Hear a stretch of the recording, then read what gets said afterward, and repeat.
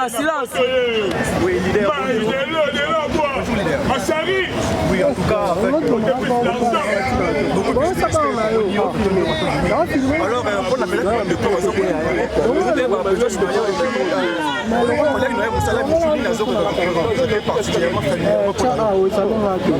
déjà, Michou, c'est une famille pour moi.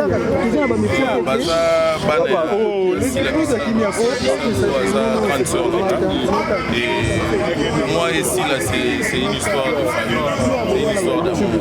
Donc, grand frère Nangaï, Abala, Maman Lekiassi, ça déjà il faut le savoir. Abala, Maman Lekiassi, et puis Michou, Abenganga, donc quand vous commis la qui je me suis dit, en tout cas, nous commis les Michou,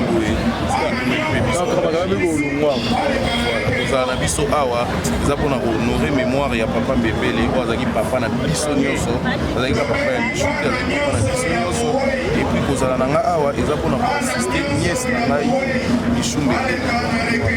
Merci beaucoup mingi te parce que nous avons tango ya mawa, kaka moi liloba moko pour na réconforter famille et puis na pour la famille biologique, on aura courage et la facilité. Nous avons papa ou représentant dans la famille. Nous avons dit papa a des déséquilibres de ligne donc, nous avons sa maman, bana, bazala kaka makasi, balela, mais balela loi chrétien. Nous avons dit que la Bible c'est Dieu qui donne.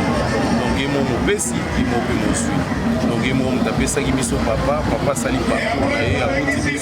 A police biso le papa qui biso ba totikali ne totikala si pour comprendre. Vous voyez des moments pareils, des moments où il faut interpeller biso ma